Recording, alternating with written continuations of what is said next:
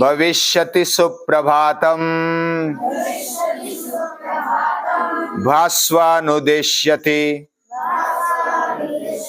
हशिष्यति पंकजश्री इत्थं विचिन्तयति शोकगते द्विरेफे हा हन्त हन्त नलिनीं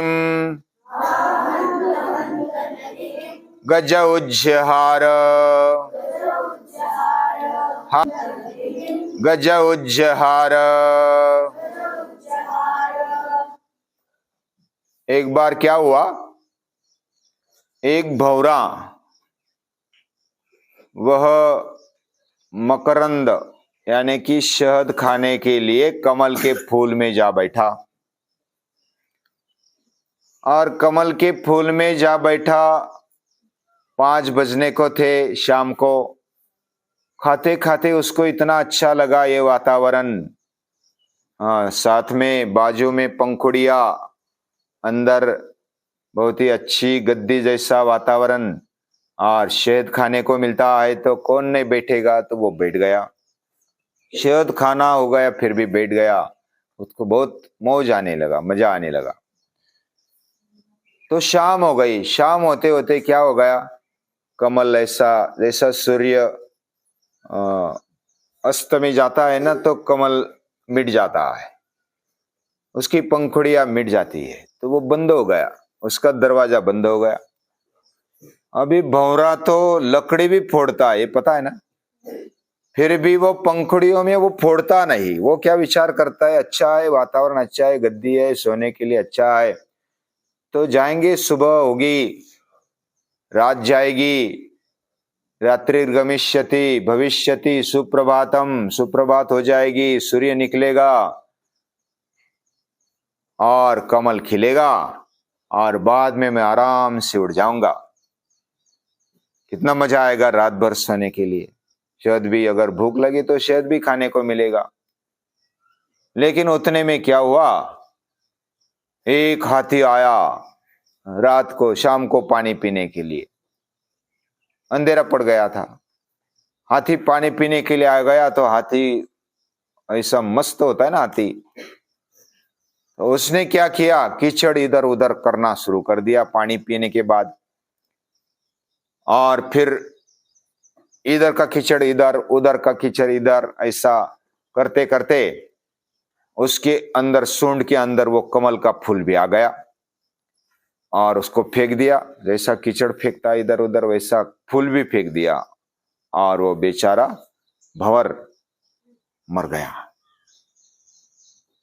अभी हम विचार करते करते हमारा आयुष्य निकल जाता है,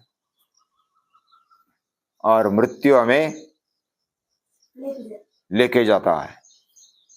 बूढ़े हो जाते हम, बोलते बोलते 70, 80, 100 साल हो जाते। हमारा जीवन बहुत ही छोटा है। हमें ऐसा लगता है कि 100 साल बहुत बड़े हैं, लेकिन ज्यादा नहीं है। ये सूर्य कितने साल से है, बहुत सारे अब्जावधि साल हो गए, अब्ज साल हो गए, 4 अब्ज साल हो गए ऐसा बोलते हैं, और भी कुछ अब्ज साल तक रहेगा। तो हमारा जीवन बहुत छोटा है। उसमें हम सपने में या तो केवल कल्पना करते करते हमारा जीवन जिएंगे, तो एक दिन मृत्यु आता है, हमारा जीवन, हमारा आयु बढ़ते जाता है और जीवन खत्म हो जाता है, पता ही नहीं चलता कब खत्म हो गया। तो विचार करते समय कैसा करना, आनंद से रहना, मजे में रहना, लेकिन गंभीरता से विचार भी करना, अपना जीवन क्यों है, क्या है, इसलिए दिया है, क्यों हम पाठशाला में आ गए, क्यों हमें मनुष्य जन्म मिला, क्यों हमारे इतने साथी अच्छे अच्छे मिल गए, हमें टीचर क्यों ऐसे मिले, अच्छे मिले, क्यों विचार करने वाले हमारा आसपास का वातावरण हो गया।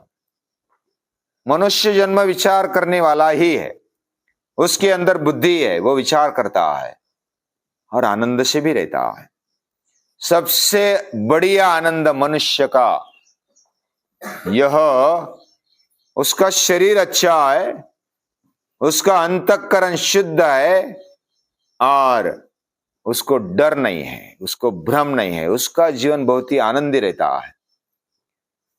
वो आनंद, वैसा आनंद कोई ले नहीं पाता। कोई भोग भोगने वाला टेम्पररी तो भोग भोगता है, बाद में वो रोगी बन जाता है। लेकिन जीवन का सच्चा आनंद लेने वाला वह जीवन को भी समझता है और उसको खेल समझ के खेलता भी है। खेल भी खेलता है और जीवन को गंभीरता से भी लेता है, दोनों बातें। एक दिन क्या हुआ, एक बहुत ही विद्वान था, उसको मिलने के लिए एक आदमी आ गया। इतना विद्वान है तो हमें ऐसा लगता है कोई विद्वान है, तत्वज्ञानी है, भक्त है, तो वो बहुत ही गंभीरता से ऐसा गंभीर चेहरा करते हुए बैठेगा, ऐसा हमें लगता है। लेकिन एक आदमी उसको मिलने के लिए आ गया।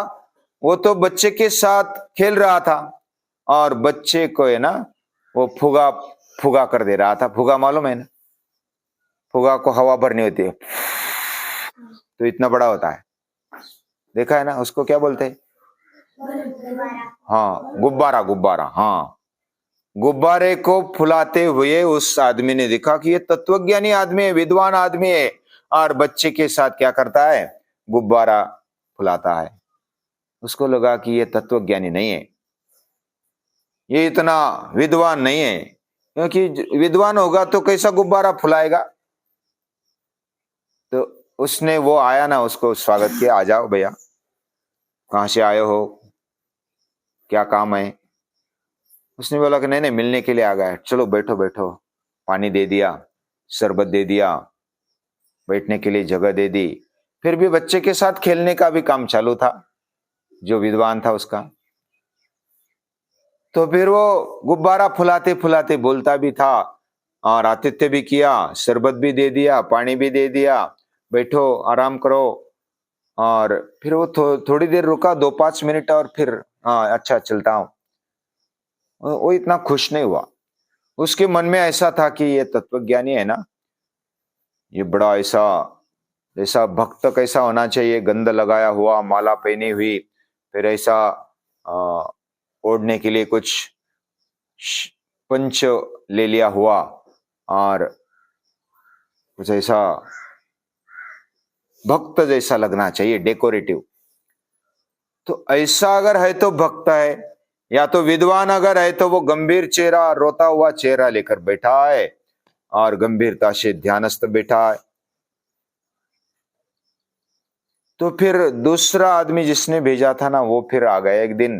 रास्ते से चलते चलते उसको मिला कि वो आदमी तेरे पास, आपके पास आया, लेकिन वो इतना आपको देखकर जो समझ थी उसकी वो टूट गई।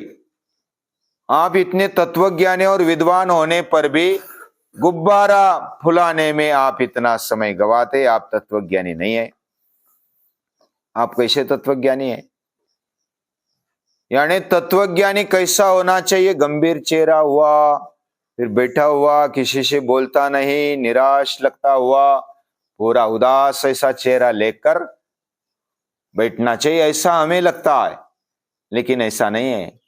जो जीवन को समझता है वो जीवन का आनंद भी लेता है, मजा लेता है। और ऐसा आनंद लेते लेते, और जब यानी खेल के समय पूरा मैदान में उतरना, खेलना, योग के समय योग, अभ्यास के समय अभ्यास, कार्य के समय कार्य, ऐसा करने वाला सच्चा तत्वज्ञानी होता है। भक्त भी वैसा ही होता है, कार्य करते समय कार्य करता है, ध्यान करते समय ध्यान लगाता है, मन पूर्वक ध्यान लगाता है, प्रार्थना करता है। तो ऐसा भक्त के बारे में, विद्वान के बारे में, तत्वज्ञानी के बारे में हमें गलतफहमी नहीं रखनी चाहिए। उनका बाह्य जो जीवन है वह आनंद से चलता है, और आनंद से चलने के बावजूद भी वह जीवन के बारे में सही सोचते, समय पर सोचते। जैसे भंवर के जैसा कल्पना में वो नहीं जीते, वो वास्तविकता में जीते हैं, आनंद लेते, सुबह उठते, ध्यान लगाते, और व्यायाम करते, खेल खेलते, मौज मजा करते, खाते पीते, आनंद से रहते। तो ऐसा आनंद से रहने वाला भक्त होता है, तत्वज्ञानी होता है। और हमें भी अपने जीवन को समझते हुए आनंद से रहना है, उनसे प्रेरणा लेकर। तो ऐसी प्रेरणा देने वाले महापुरुषों को याद करते हैं और नमन करते हैं।